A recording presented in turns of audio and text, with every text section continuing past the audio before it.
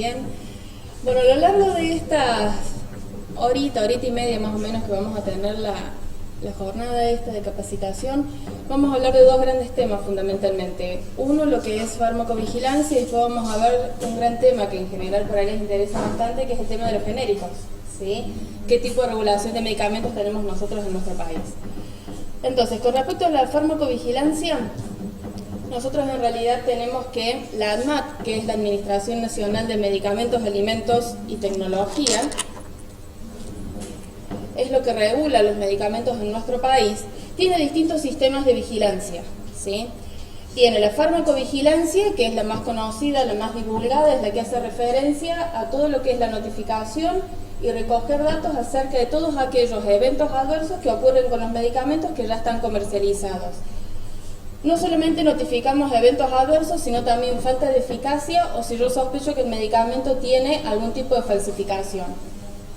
La odontovigilancia es la que se ocupa del registro de aquellos eventos adversos que ocurren en productos que se utilizan en odontología. La farmacotecnia es aquella que registra todos aquellos defectos de productos médicos, entendiéndose por eso cuando hay defectos, por ejemplo, en un cardiodefibrilador, en un perfus, en un sachet, en un suero, lo que ustedes quieran, pero que sea un producto médico. La vigilancia alimentaria es aquella que registra todo lo que concierne a los alimentos, medicamentos en mal estado, adulterados, etc. Y la cosmetovigilancia es una de las más nuevas que hay, que resguarda y notifica todos aquellos eventos referidos a los cosméticos y a las soluciones orales. ¿Sí? Bien.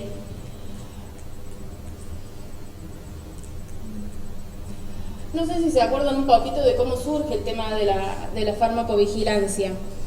En 1960 en Alemania ocurrió... ¿Cómo? Sí, ocurrió una gran cantidad de pacientitos que nacieron con focomelia, ¿sí? ¿Y eso a qué se debió? A que entre los años 57 y 63 aproximadamente empezó la comercialización de este medicamento, que fue divulgado con la finalidad de utilizarlo como sedante y como antinauseoso en el primer trimestre del embarazo. Como tuvo un gran éxito porque mejoraba el tema de las náuseas, era un muy buen sedante, tuvo una gran difusión, pero no se había medido tanto el riesgo en las mujeres embarazadas. Entonces, durante esos 6 años que se comercializó ese medicamento, hubo muchísimos casos de focomelia y eso puso en alerta los sistemas de vigilancia. A raíz de esto empieza en Alemania a formarse los primeros centros de farmacovigilancia. Inmediatamente retiran el medicamento del mercado y nunca más se volvió a comercializar. Siguiendo los pasos y teniendo como antecedente este problema, en el 62 ya empieza a surgir el tema en Estados Unidos, progresivamente en el Reino Unido y hasta que llega a Suecia. En el año 1968 aparece en Uppsala, que es una ciudad de Suecia, el centro internacional que recibe todos los reportes de eventos adversos de todos los países que forman parte de ese centro de farmacovigilancia. Nosotros, un poquito más tarde, en el año 93, recién logramos formar los centros de farmacovigilancia en nuestro país, ¿sí? Fíjense todo el tiempo que transcurrió hasta que en Argentina se resuelve conformar estos centros. En nuestro país se llama ANMAT y cada provincia en realidad puede tener y puede formar parte de lo que nosotros llamamos centros periféricos, ¿sí? Esos centros periféricos notifican a la ANMAT y la ANMAT envía todos los reportes a Uppsala. Uppsala, ¿de quién depende y a quién responde? A la Organización Mundial de la Salud, ¿sí? O sea que es un centro de referencia muy importante. Incluso ustedes pueden acceder a la página a través de la WHO y en ese caso pueden ver todas las notificaciones, cómo van los avances, cuáles son los medicamentos que se han sacado del mercado, cuáles son los problemas que hay actualmente con los medicamentos. Actualmente tiene 63 países que son miembros de los centros de farmacovigilancia y tiene adheridos 6 países, ¿sí? Pero es un centro muy importante, recibe millones de notificaciones anuales. ¿Se acuerdan un poco lo que era la farmacovigilancia? Que era lo que recogía todo lo que son los eventos adversos, notificaciones, registros de falta de calidad, déficit de productos o si yo sospecho que hay algún tipo de falsificación. ¿Cuál es el objetivo de la farmacovigilancia? No solamente es que uno notifique y esos reportes lleguen al centro de farmacovigilancia, sino que tomen alguna medida con lo que uno está reportando, porque si no habitualmente uno tiene la duda, y ya lo vamos a ver más adelante, de que uno escribe, notifica, pero ¿y qué hacemos con el papel que yo mandé al centro de farmacovigilancia? La idea es que de acuerdo al grado de compromiso de severidad de esas notificaciones, se generen señales o alertas, incluso hasta se pueden poner de nuevo en vigilancia de medicamentos que ya se están comercializando actualmente, se pueden sacar del mercado lotes o se pueden enviar a los distintos centros alertas sobre posibles eventos adversos graves, ¿sí? Esa es la forma en la cual estamos funcionando actualmente. La reacción adversa a los medicamentos, este concepto lo deben tener bastante claro, ¿no? Que es cualquier cosa que le ocurra al paciente mientras que recibe un medicamento, pero no es intencionado, ¿sí? O sea, no es que yo quise producir eso en el paciente. Y algo que está todavía y que probablemente se revierte, dice dosis utilizadas habitualmente. O sea, si yo me mantengo dentro de un rango terapéutico, dosis mínima y dosis máxima, yo sé que el paciente ciertos eventos adversos le pueden ocurrir. Pero esta definición está cambiando porque ha evolucionado y también va a contemplar aquellas reacciones que le ocurren al paciente cuando yo me salí de ese rango terapéutico, ¿sí? O sea, si le di más de lo que le debía dar. ¿Estamos? Esto, hablando un poquito de cuál es la importancia en realidad de la farmacovigilancia, porque nosotros los médicos lo vemos como que es una tarea engorrosa, excesiva, aparte de todo lo que tenemos que hacer diariamente, encima tengo que completar una ficha o avisar si a mi paciente le pasó algo. Y la importancia de la farmacovigilancia es mucha, ¿sí? Si nosotros tomáramos realmente conciencia de lo importante que es, yo creo que las cosas podrían funcionar un poco mejor. Por si no conocen, cuando nosotros tenemos que desarrollar un medicamento, el medicamento pasa por distintas fases de estudio, ¿sí? Tiene fases preclínicas, fases clínicas y después posteriormente se comercializa. El tema es que la cantidad de pacientes que van transcurriendo por estas distintas fases de desarrollo de un medicamento son muy pocos, a pesar de que a uno le parece que son muchos, ¿sí? En los ensayos preclínicos habitualmente son con animales y es donde se estudian cuestiones farmacocinéticas. En la fase 1, que habitualmente son hasta 100 pacientes, se estudian cuestiones farmacocinéticas en pacientes muy bien elegidos, que son sanos, no tienen ningún tipo de medicación ni ningún tipo de alteración fisiológica que vaya a generar alteraciones farmacodinámicas en el medicamento. En la fase 2, incluye hasta 500 pacientes. Acá en estos pacientes ya directamente lo que nosotros ya tratamos de empezar a ver son si tiene algún signo de evento adverso, si hay algún tipo de alteración farmacodinámica, si el paciente ya tiene algún tipo de comorbilidad que afecte al medicamento. En la fase 3 ya es cuando directamente uno ya empieza a probar el medicamento en aquellos pacientes que tienen la patología para la cual se desarrolló ese medicamento. En esta fase, en los grandes estudios multicéntricos llegan hasta 3.000 pacientes, ¿sí? Entonces, si yo logro dimensionar que solamente hasta la fase 3 tengo 3.000 pacientes en un estudio multicéntrico, ¿cómo hago yo para controlar ese medicamento una vez que sale al mercado? Una vez que el medicamento sale al mercado, lo que se ocupa de vigilar el medicamento es la farmacovigilancia, ¿sí?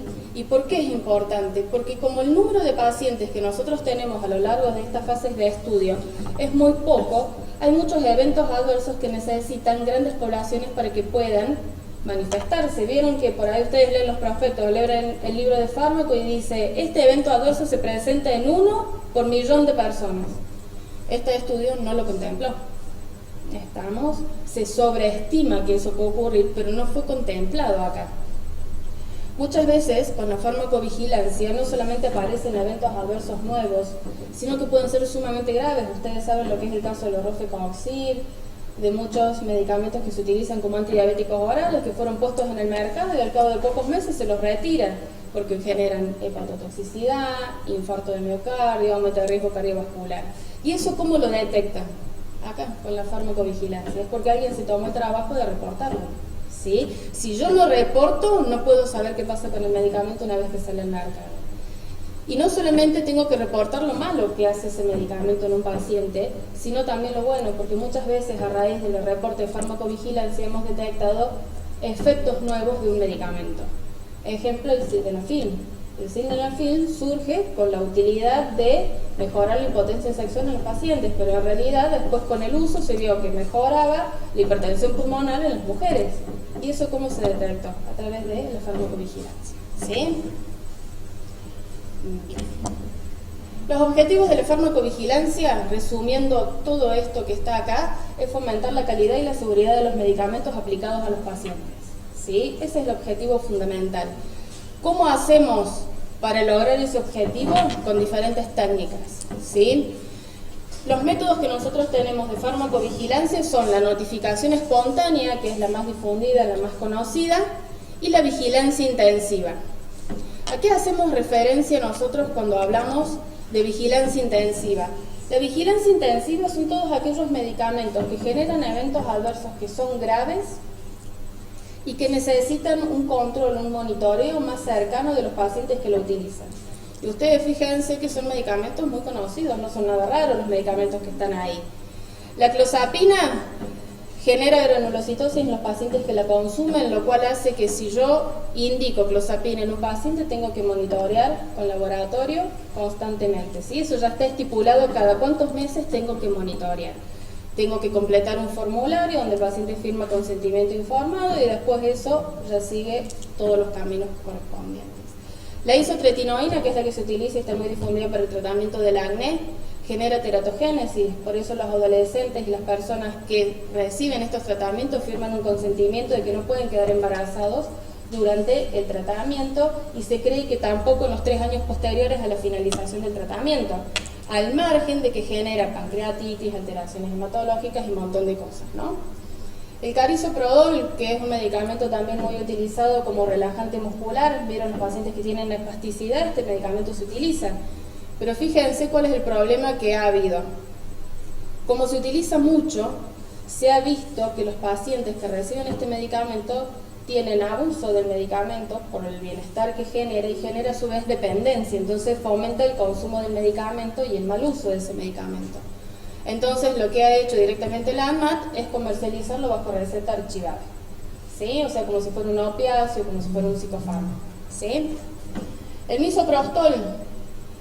misoprostol directamente, como se considera que es una droga potencialmente abortiva, la que la tiene es el oxaprost.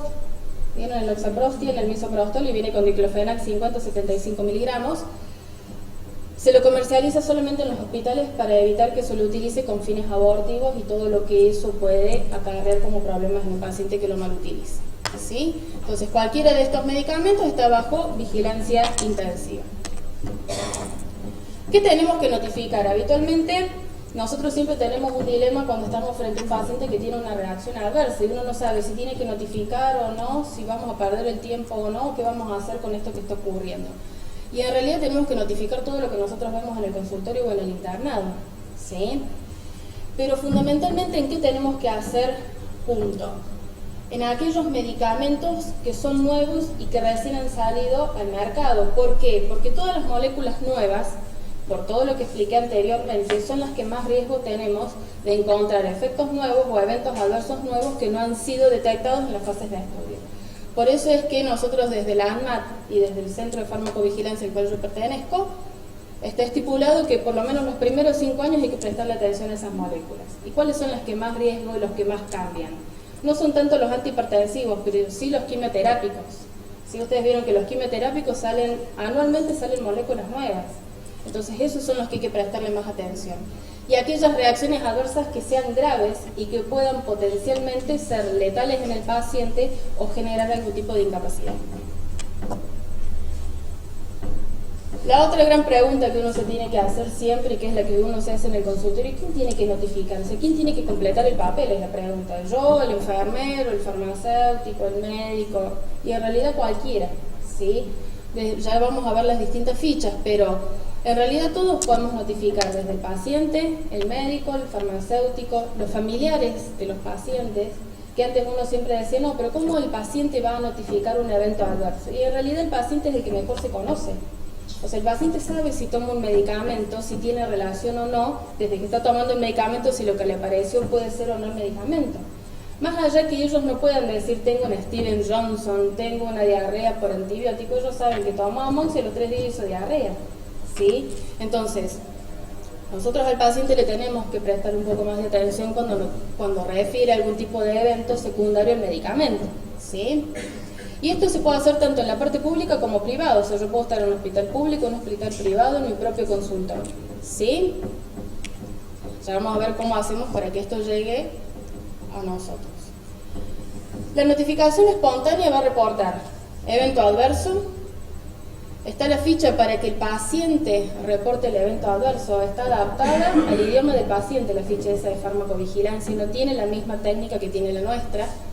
Desvíos de calidad, cuando yo sospecho que ese medicamento no está produciendo el efecto que yo quiero en ese paciente. Los fitoterápicos, que también están muy de moda ahora el consumo y todo. Eventos adversos que estén atribuibles a las vacunas. Ustedes han visto que cuando viene, y lo pueden ver habitualmente, cuando viene el tema de la campaña de vacunación antigripal. La campaña de vacunación antigripal, ustedes mandan a los pacientes con factores de riesgo o cierto rango etario que se vacunen. Y el paciente les dice, me colocaron la vacuna, se puso rojo, caliente, me dio prurito, me resfrié. Bueno, todo eso se notifica y es el ESAVI y tiene una ficha especial para notificación, ¿sí? Y los errores de medicación. ¿Ustedes están acostumbrados a notificar errores de medicación? ¿Saben lo que es un error de medicación? El error de medicación es cuando, un ejemplo, supónganse que mi paciente tiene vancomicina 1 gramo cada 12 horas, ¿sí? La vancomicina ustedes saben que se diluye en 250 o en 200 y se pasa en 40 minutos a 2 horas como máximo, ¿sí? Si tiene antecedentes de una alergia, yo lo premedico y puedo administrar el medicamento. Ahora, ¿qué pasa si yo lo administré en bolo? No lo diluí, no lo pasé lento. Eso es un error de medicación, ¿sí?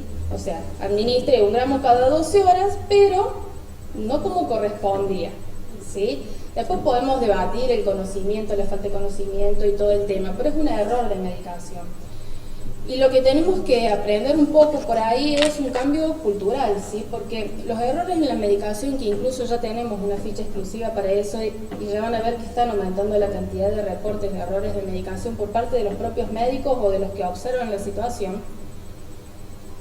A lo que apunta esto es a la notificación y a generar distintos tipos de capacitaciones y medidas para prevenir y evitar que eso vuelva a ocurrir, ¿sí?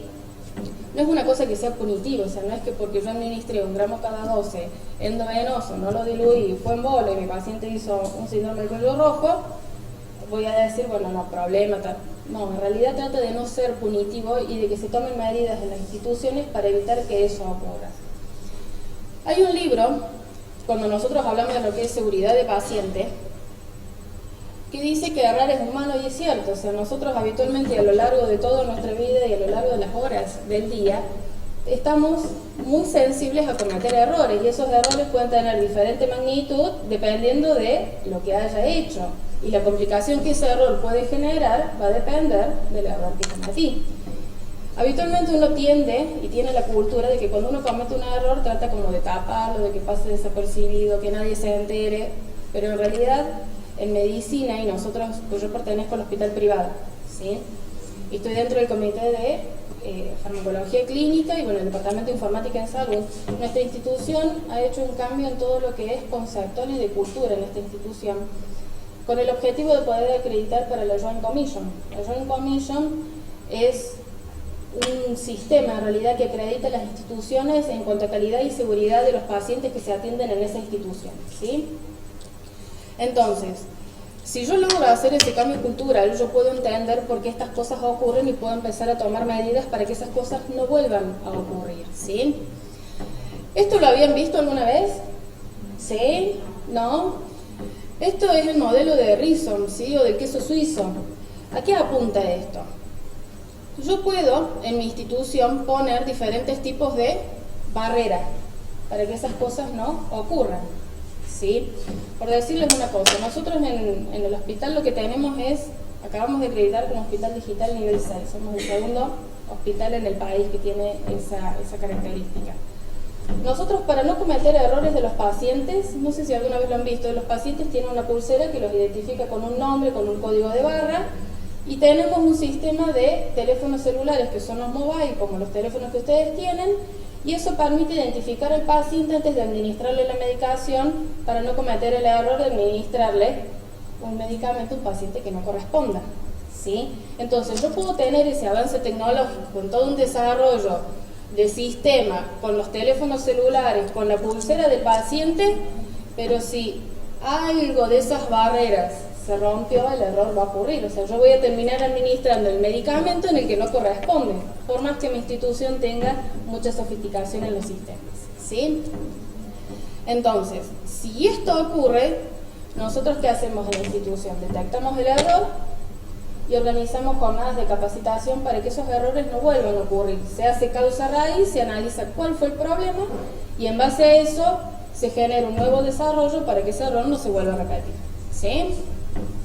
Pero no son cosas punitivas, ¿sí? O sea, todo esto reporte, nosotros tenemos muchísimos reportes en el hospital de todo tipo de errores de incidente que ocurren en la institución. No sé si habrán alcanzado a leer este artículo que salió publicado este año. ¿Lo alcanzaron a leer el artículo este? Sí. Claro, fíjense, en Estados Unidos en el 2013, y esto salió publicado en mayo del 2016, la tercera causa de muerte en ese país, por muy avanzados que son los errores médicos, ¿sí? Y los errores médicos están después de las enfermedades cardíacas, que siempre siguen siendo las número 1, y las neoplásicas. Y después venimos nosotros, ¿sí?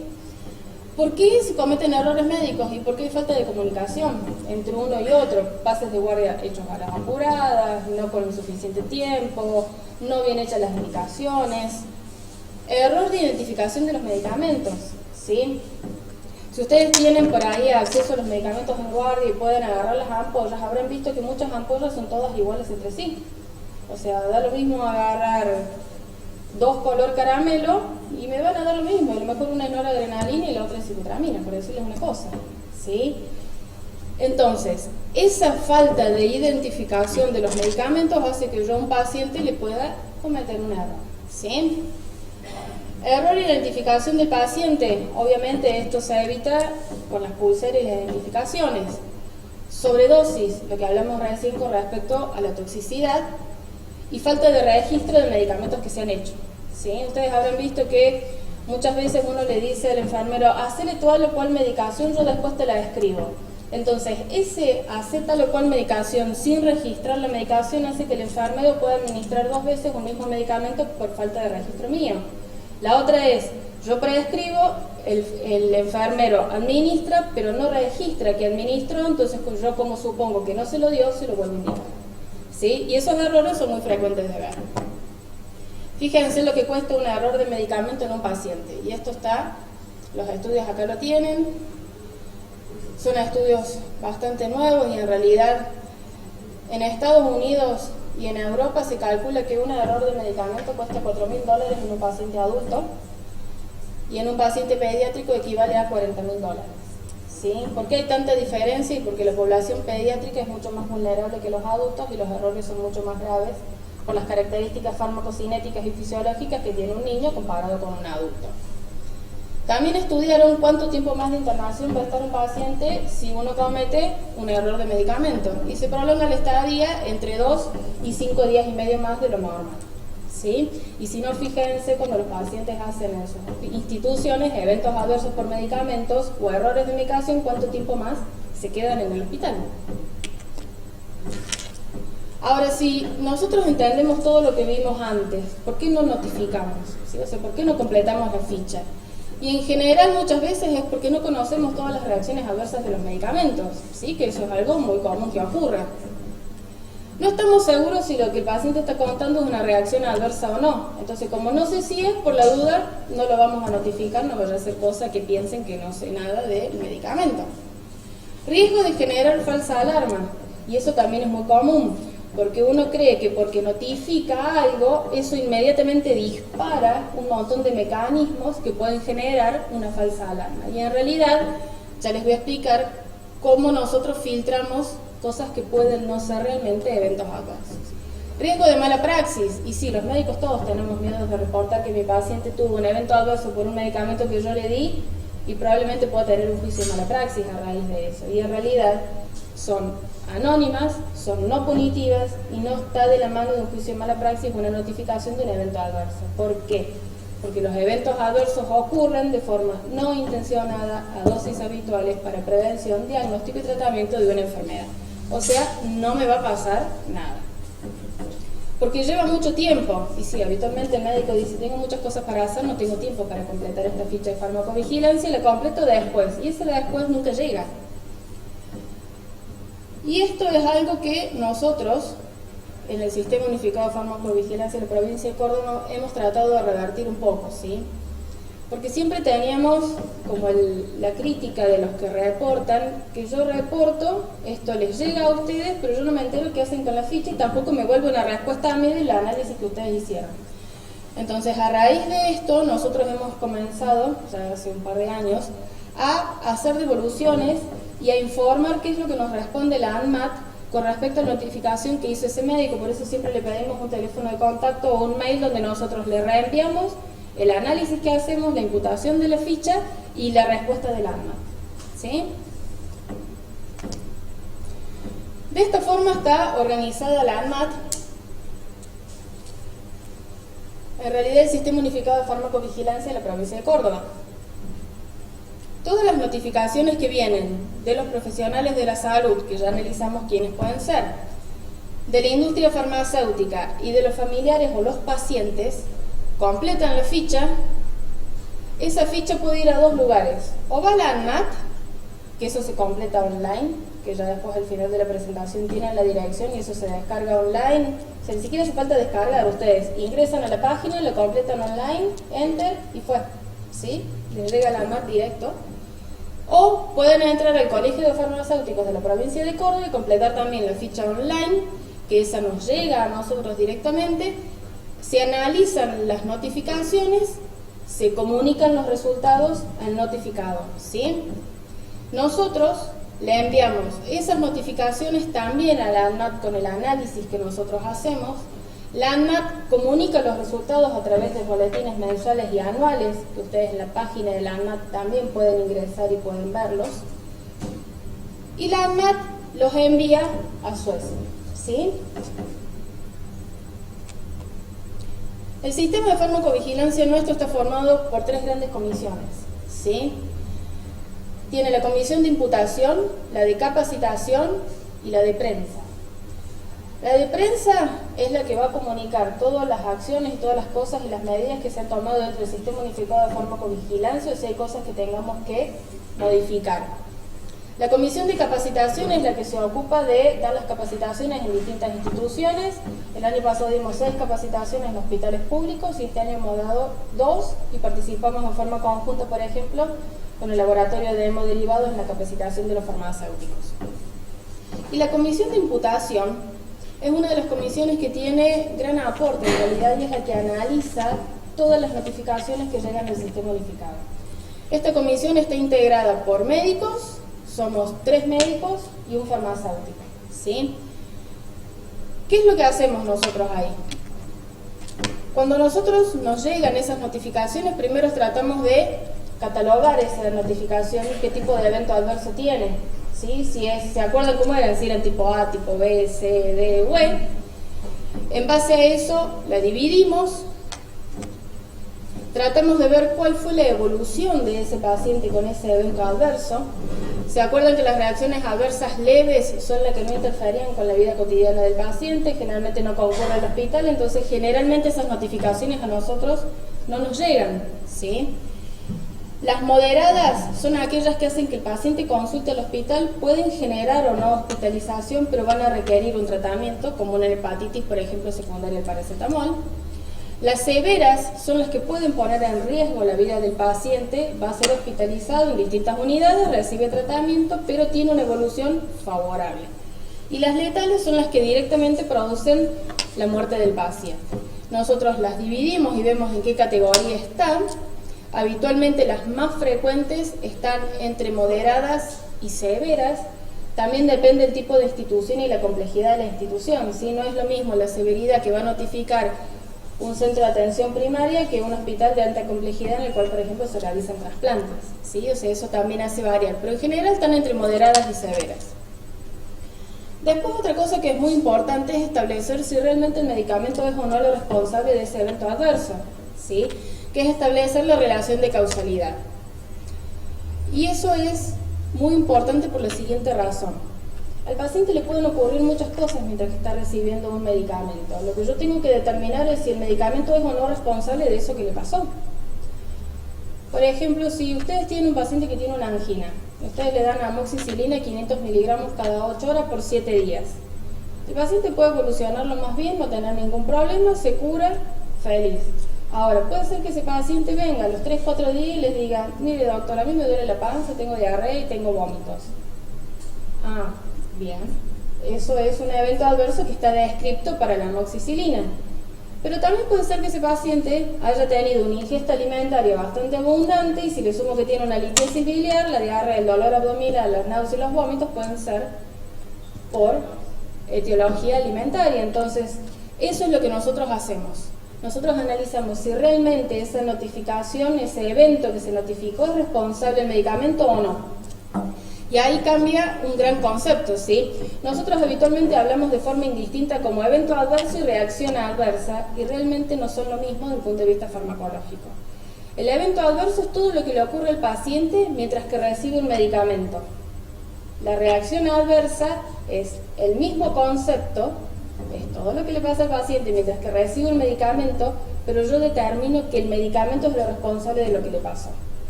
A través de este cuestionario, respondiendo a estas preguntas. Yo tengo que saber si lo que estoy diciendo está descrito en la bibliografía, si tiene relación cronológica con la medicación, si lo suspendió, si el paciente mejoró, ¿sí? Si lo pude dosar en sangre y estaba en una concentración que podía generar ese evento, es el medicamento.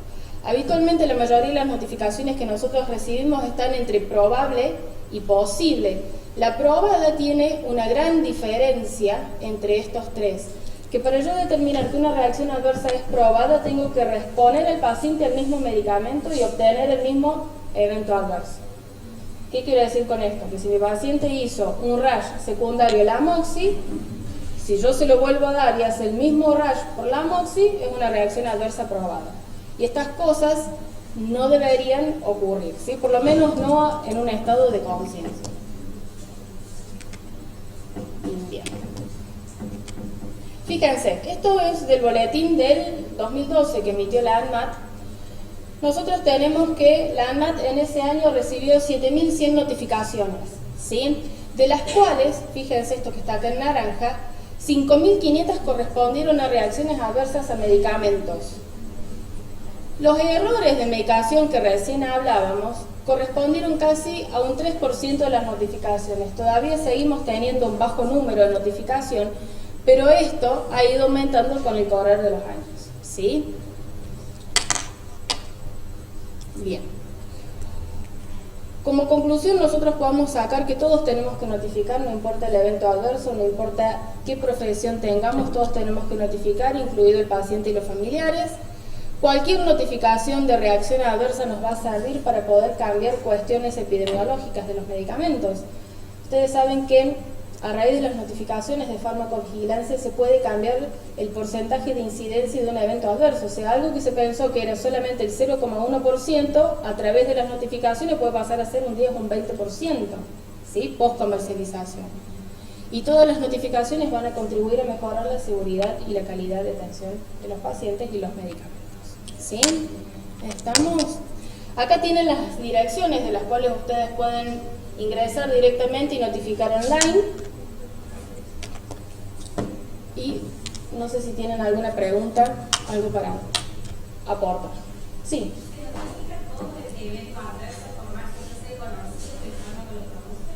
Bueno, esa es una gran pregunta y siempre hacen la misma pregunta en realidad. Y sí, es como decir, ¿tengo que notificar la tos de Elena Lapelli? ¿Tengo que notificar la hipoglucemia? Y en realidad vos tenés que notificar todo, ¿sí? O sea, nosotros recibimos todo. Ahora, si vos me decís, en mi consultorio tengo un gran volumen de pacientes, no tengo mucho tiempo para hacer todo, bueno, por lo menos prioricemos las moléculas nuevas, ¿sí? ¿Me explico? Claro, nosotros llamamos moléculas nuevas a todos los fármacos en realidad que son de reciente comercialización. y en realidad tienen un grandísimo riesgo, sobre todo los quimioterápicos, los citostáticos. ¿Sí? ¿Alguna otra pregunta? ¿Alguna otra cosa más? ¿No? Bueno, si quieren podemos hacer un break y después vemos a otro. Vamos a ver la segunda presentación, si es un poquito más cortita que la anterior a contemplación del horario. Que no nos asuste un poco el tema, ¿sí? Porque vamos a hablar de farmacocinética clínica. En realidad la clase lo que va a apuntar, y vamos a terminar hablando de eso, es de genéricos, ¿sí? Lo que sí les voy a pedir que hagan silencio. Estamos por una cuestión de respeto, ¿sí? En general nosotros tenemos que la farmacocinética clínica a lo que apunta fundamentalmente es al uso seguro de los medicamentos a los pacientes, ¿sí?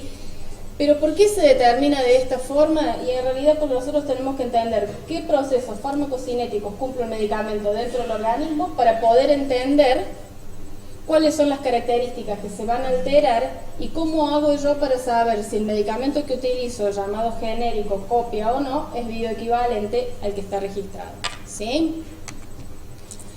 Nosotros habitualmente teníamos estos conceptos, que esto lo aprendimos en el pregrado y esto ya es muy conocido, lo que es la farmacodinámica y la farmacocinética. La farmacocinética era todo lo que ocurría en el medicamento una vez que ingresaba al organismo, y la farmacodinámica era todo lo que el medicamento hacía en el organismo una vez que ingresaba, ¿sí? ¿Se acuerdan de esta mnemotecnia? Una vez que el medicamento ingresa, se libera, se absorbe, se distribuye, se metaboliza y se elimina, ¿sí? Obviamente, esto teniendo en cuenta procesos fisiológicos y normales, sin tener en cuenta comorbilidades de un paciente. ¿Por qué digo esto? Porque si mi paciente tiene déficit de la función hepática o tiene déficit de la función renal, se van a alterar las dos principales vías de lo que es metabolismo y eliminación de un medicamento, con la consiguiente alteración de los parámetros farmacocinéticos, ¿sí? Bien. ¿Se acuerdan lo que era biodisponibilidad? La biodisponibilidad era la cantidad de fármaco que estaba... ¿Sí? ¿Ahí? Era la cantidad de fármaco que estaba en condiciones una vez que era absorbido e ingresaba en la circulación sistémica. ¿Cuál era el objetivo en realidad de la biodisponibilidad? Saber cuánto medicamento está activo y que es capaz de llegar a la zona de los receptores y producir el efecto que yo quiero, ¿sí? Si el medicamento es biodisponible en la circulación sistémica pero no llega al sitio de acción, nunca voy a obtener el efecto por el cual administro un medicamento. Lo cual este parámetro es sumamente importante cuando yo quiero hablar de bioequivalencia de un medicamento. Y acá viene un gran ítem, en realidad, cuando nosotros tenemos que empezar a entender un poquito por qué hablamos de genéricos. Nosotros habitualmente hablamos de forma indistinta de genérico y nosotros decimos, si no es la marca que uno conoce o no es una marca registrada, siempre nombramos como genérico. Y en realidad, para que un medicamento sea llamado como genérico, tiene que cumplir ciertas características, ¿sí? Una de esas características es que debe ser bioequivalente, ¿sí?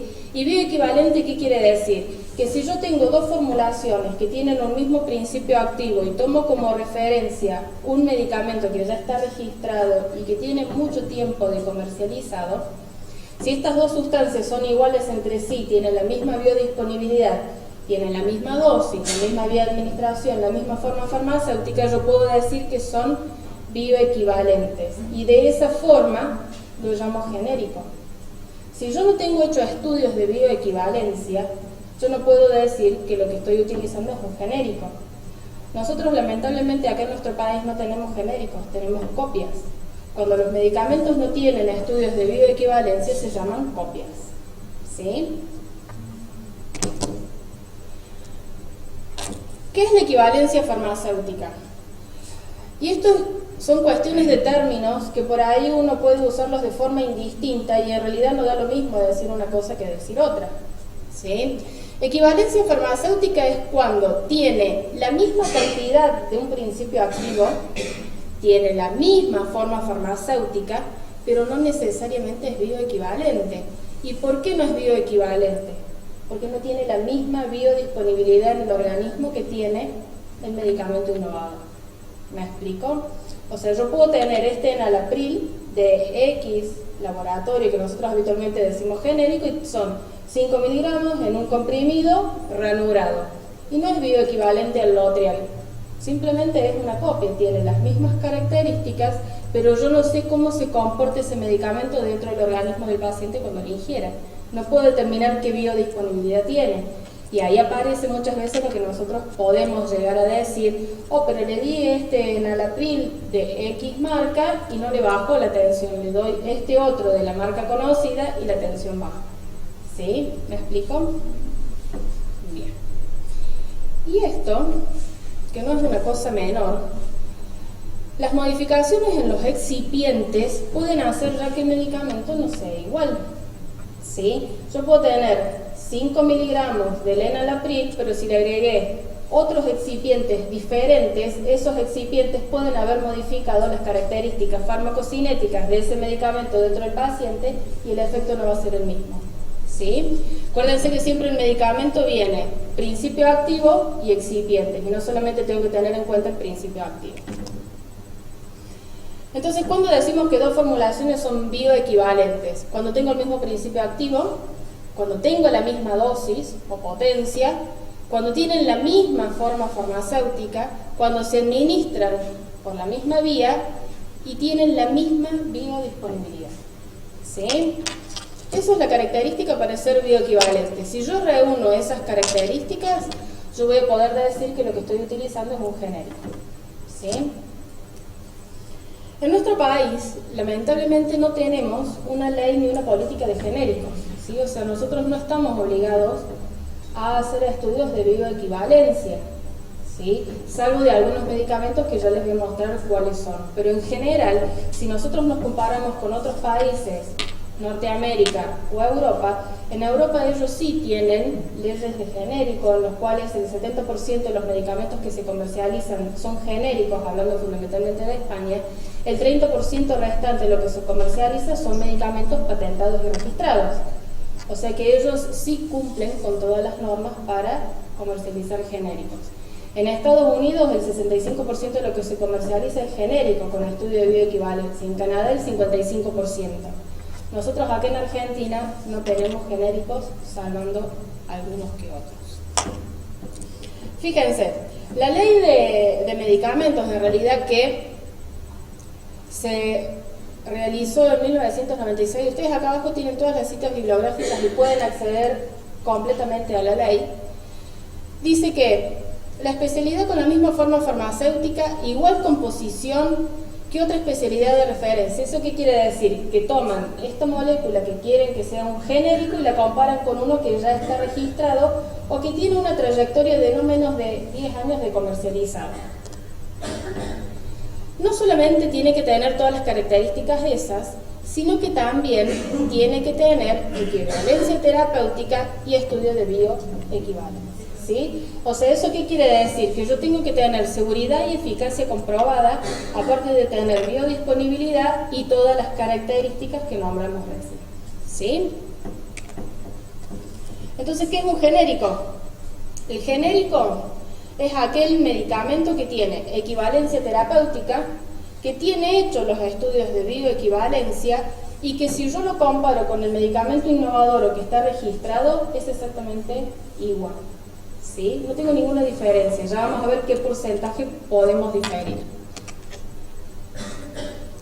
Para nosotros poder decir que los medicamentos son genéricos o copias o no lo son, tenemos que hacer los estudios de bioequivalencia. Entonces el estudio de bioequivalencia es lo que a mí me permite determinar si dos moléculas con un mismo principio activo son genéricos o no, comparándolos con un medicamento innovador.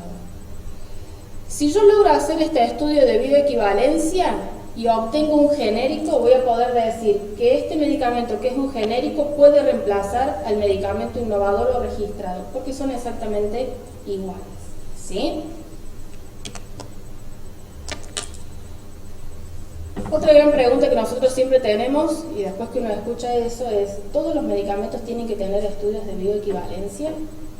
Y en nuestro país no, ¿sí? Porque no tenemos una ley de genérico. Pero sí, estos medicamentos que están acá requieren estudios de bioequivalencia. Y estas son las disposiciones de la ANMAT y que la ANMAT extiende a todos sus centros para que se cumplan. Entonces, si yo tengo medicamentos de alto riesgo sanitario como la carbamazepina, la warfarina, la isotretinoína y la quiero comercializar fuera de su marca registrada, tengo que tener un estudio de bioequivalencia. ¿Sí? Los antirretrovirales, por la gran toxicidad que pueden generar, volvemos a los inmunosupresores, los antiepilépticos y volvemos acá a otros medicamentos. Que esto, en realidad, si ustedes se fijan, son las moléculas que son bastante nuevas, son enfermedades que pueden cambiar, que siempre están en boga de tener nuevos tratamientos para mejorar la calidad y la supervivencia de los pacientes que padecen estas enfermedades. Entonces, esto un poquito también puede ir de la mano de la notificación de los eventos adversos y la farmacovigilancia que hablamos recién. ¿Sí? ¿Cómo se hace un estudio de bioequivalencia? ¿Sí? Esto por ahí es un poco nuevo, no lo voy a hacer muy técnico, simplemente es para que ustedes conozcan cuáles son los pasos que tiene que tener un medicamento para ser llamado genérico. Lo primero que se tiene que hacer es elegir a los participantes. Los participantes siempre son voluntarios. Obviamente firman un consentimiento informado de que van a participar en un estudio como en cualquier otro estudio que yo voy a hacer con medicamentos. Pueden ser hombres y mujeres, tienen que tener cierta edad, entre 18 y 50 o 55 años, tienen que tener un peso acorde a la edad y al sexo que tienen, pueden tener más o menos un 10 a un 15% del peso estipulado para la edad y el sexo que tienen. ¿Sí? La otra cosa es el número de participantes, hasta 24 personas. O sea, son estudios relativamente chicos en voluntarios. ¿Sí? Ahora, ¿por qué es tan riguroso esto? El peso, la edad. Tampoco pueden ser fumadores, tampoco pueden tener comorbilidades, no pueden tener antecedentes de etilismo ni de consumo de drogas. Porque yo lo que voy a estudiar en estas personas es el comportamiento farmacocinético de un medicamento en condiciones fisiológicas. Entonces, si yo de entrada me elegí los voluntarios, pero tienen insuficiencia renal, tienen una hepatopatía crónica o son diabéticos, ya arranqué con procesos farmacocinéticos totalmente alterados. Entonces, estos estudios es en pacientes sanos.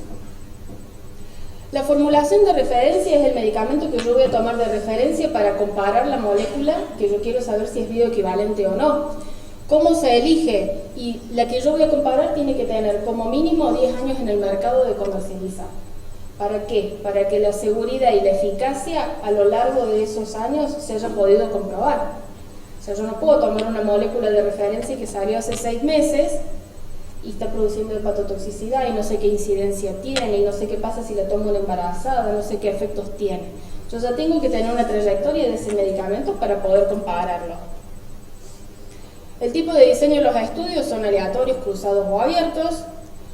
Una vez que nosotros comenzamos la realización del estudio, los pacientes pueden recibir el medicamento, molécula llamada genérico, y a su vez pueden recibir también el medicamento de referencia. Primero uno, después otro, y una vez que lo reciben, se hacen extracciones de sangre para saber la concentración plasmática que adquiere ese medicamento en el paciente.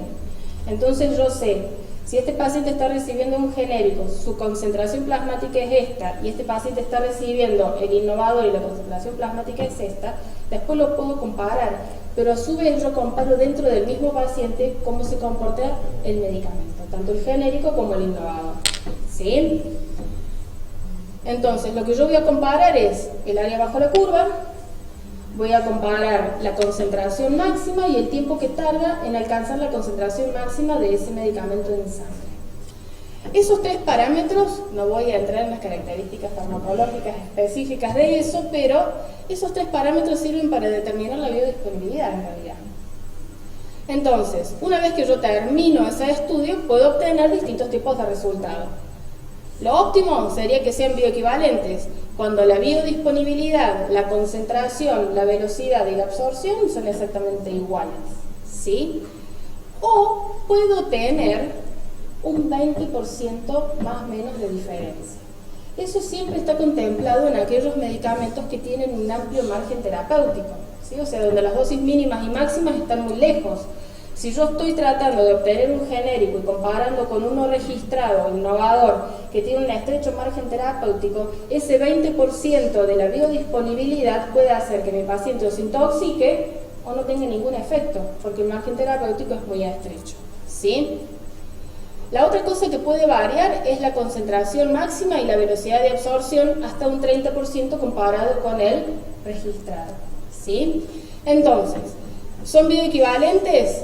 Cuando la biodisponibilidad y la concentración y la velocidad son iguales o tienen esta pequeña diferencia, ¿sí? En el caso que la velocidad de absorción y la concentración sean diferentes, voy a tener que estudiar por qué ocurrió eso, o sea, qué variables pudieron influir. Ahora, si yo ya tengo diferente la biodisponibilidad, la concentración, la absorción, la velocidad, y ya directamente eso no es bioequivalente, ¿sí? Entonces, ¿cuáles pueden ser las causas por las cuales estas dos cosas que yo estoy comparando no sean bioequivalentes? Una es que tengan excipientes diferentes, ¿sí? Volvemos a lo mismo, los excipientes que uno muchas veces dice, no, bueno, pero esto es un excipiente, esto no sirve para nada en un medicamento, en realidad sí tiene mucho que ver en un medicamento. O sea, puede hacer que directamente no sea igual al que está registrado. La otra es distintos procesos de fabricación. ¿Por qué? Porque cuando nosotros fabricamos un medicamento vamos pasando por distintas etapas y ese proceso de fabricación no siempre es comunicado ni comercializado. ¿Me explico? Entonces yo quiero hacer esto que tenga 5 miligramos de X medicamento pero que sea igual a este otro que tiene 5 miligramos del mismo medicamento. Pero yo no sé cómo lo hicieron. Hasta el grado de compactación de un comprimido hace que sea diferente el comportamiento farmacocinético en un paciente. ¿Me explico? Sí, ustedes saben que de acuerdo al grado de compactación una molécula se puede disolver más rápido o más lento a nivel gástrico, ¿sí? Entonces, esa simple característica hace que su velocidad de absorción cambie. Si se degrada más rápido, se absorberá probablemente más rápido. Si se degrada más lento, su velocidad de absorción va a variar. Y eso va a hacer que en el tiempo que yo tenga que medir la biodisponibilidad, no obtenga la misma concentración, ¿sí? Bien.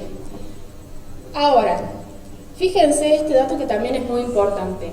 Cuando yo quiero comparar dos moléculas para que sean bioequivalentes, tengo que tener en cuenta la forma farmacéutica y la dosis de esa molécula. ¿Yo puedo hacer un mismo estudio de bioequivalencia? Sí, estoy comparando una misma forma farmacéutica con distinta dosis. Pero si yo quiero comparar distintas formas farmacéuticas, los estudios de bioequivalencia tienen que ser diferentes. ¿Estamos? Bien. Entonces, ¿qué es lo que ocurre en nuestro país con todo esto? Dentro de los medicamentos nosotros podemos tener los productos originales, que son aquellos que se registran, que se patentan, que muchas veces este registro de estos medicamentos comienza en la fase de desarrollo del medicamento. ¿Por qué? Porque es un procedimiento que es muy largo, puede tardar hasta 5 años que yo logre registrar un medicamento. El laboratorio, que es dueño de esta molécula nueva, puede registrar dos cosas, o cómo lo hizo, o el producto en sí terminado. Y ahí en el cómo lo hizo entran las diferencias que pueden haber cuando yo quiero comparar con un genérico, ¿sí? En el año 95 apareció todo lo que es la ley de medicamentos en nuestro país y recién se ejecutó en el año 2000, o sea, pasaron 5 años hasta que logramos hacer esto. No solamente en el 2000, sino que recién en el 2002 la ANMAT logra poner en vigencia todo este tipo de registro. ¿Cuál es el tema? Que esta ley dice que se registran todos los medicamentos que empiezan a sintetizarse y desarrollarse a partir del 95. Si yo empecé en el 94, no lo voy a poder registrar. Y el registro trae aparejado la comercialización del medicamento y si yo lo quiero utilizar y soy de otro laboratorio, tengo que pagar al laboratorio que es dueño de la patente. ¿Me explico? O sea, es una cuestión que es comercial, o sea, es el dueño del medicamento. O sea que hasta el año 94 nadie le paga a nadie si comercializa diferente. Las copias, que es lo que nosotros tenemos en nuestro país, no tienen estudios de bioequivalencia, ¿sí? El genérico tiene bioequivalencia, eficacia y seguridad comprobada. ¿Estamos? Entonces ustedes pueden ver ahí cómo hablamos nosotros, ¿sí? Después, otra cosa que apareció en nuestro país y que ustedes, no sé si yo me acuerdo porque yo estaba en la residencia cuando aparece todo este tipo de cosas, y en las facultades antes, aparece lo que es la prescripción por nombre genérico. ¿Sí? Ustedes saben que la prescripción por nombre genérico implica poner el nombre del medicamento, la dosis, los miligramos o la potencia, la forma farmacéutica y podíamos sugerir alguna marca. ¿Sí? Esto anduvo muy bien durante el primer tiempo que se instala esta ley. O sea, llegamos prácticamente hasta un 70% de prescripciones por nombre genérico. A medida que fueron pasando los años, en el 2012 se hizo un estudio y en el 2015 se hizo un nuevo estudio, las prescripciones por nombre genérico en nuestro país han caído y han llegado hasta menos del 20%. ¿Sí? O sea, nosotros hemos vuelto a prescribir como antes. O sea, nosotros prescribimos Lotrial comprimido por 30. ¿Sí? ¿Estamos? Entonces, ¿qué es lo que está tratando de impulsar de nuevo? Y ya se ha propuesto este año, en niveles más altos, de volver a prescribir por nombre genérico y que el paciente sea el que va a elegir la marca del medicamento. ¿Sí? ¿Por qué? Porque en general lo que tendría la prescripción por genérico es que el paciente puede elegir la marca comercial y no lo que el médico quiera prescribir en realidad, porque con tal de que el paciente consuma el medicamento que nosotros prescribimos, es independiente la marca, o sea, Tencas, Lotrial, lo que sea, sigue siendo enalapril 5 miligramos. El tema es que muchas veces nosotros por ahí sugerimos marcas que son bastante costosas, que el paciente no puede acceder, entonces el paciente termina no consumiendo el medicamento porque cree que si compra otra marca no es tan bueno como la que nosotros dijimos. Y si no, fíjense el precio de las estatinas, las insulinas y un montón de cosas, ¿no? Bien, no sé si tienen alguna pregunta, algo que no hayan comprendido. Sí, o sea, como para redondear, sí. Hay genéricos. Nosotros en realidad, de acuerdo a la nueva disposición que tiene la ANMAT, todos esos medicamentos que se comercializan deberían tener estudios de bioequivalencia para poder ser llamados genéricos. La mayoría de lo que se comercializa no es genérico. Y entonces son copias con nombres comerciales, diríamos. Exactamente, son copias. ¿Sabes cuál es el tema? Que se debería controlar un poco más también. Se debería controlar un poco más todo esto. En realidad, hay ampollas que son genéricas y tienen estudios muchas veces de bioequivalencia. Pero en general, la mayoría de lo que no hay, nosotros bioequivalencia no tenemos. El médico, ante la duda de eso, le sugiere la marca directamente. Entonces vos supuestamente evitas que consuma algo que no corresponde. Pero bueno,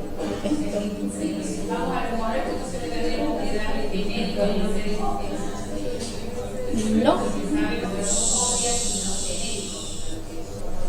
Nosotros tenemos que prescribir por nombre genérico del medicamento, que sería en realidad por principio activo. Entonces vos prescribís por principio activo, el paciente va a la farmacia y la farmacia, el farmacéutico le sugiere cuál es la marca de lo que puede comprar. Ese sería lo que está tratando de impulsar nuevamente la ley por prescripción de nombre genérico se llama. Pero no tenemos que confundir el nombre genérico del medicamento con que realmente sea un genérico o una copia. ¿Sí?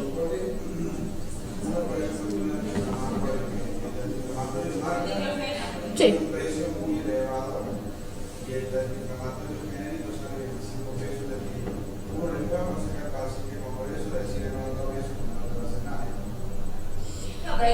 En realidad, vos lo que te... Exactamente. Es así. Nosotros en realidad no tenemos regulación de todo eso y por eso tenemos todos estos inconvenientes que hay, ¿no? Porque esto que ustedes están planteando lo tiene el médico todos los días en el consultorio cuando tiene que recetar un medicamento. Y después cuando viene el paciente y dice, no, pero es que usted me recetó la rosuvastatina que me costaba 480 pesos y yo me encontré esta en la farmacia que me cuesta 80 pesos. ¿Y qué dice? Me compré la de 80 pesos. Pero después el efecto no es el mismo. ¿Y por qué no es el mismo? Porque no tiene estudio de bioequivalencia, es una copia, pero en nuestro país eso está permitido.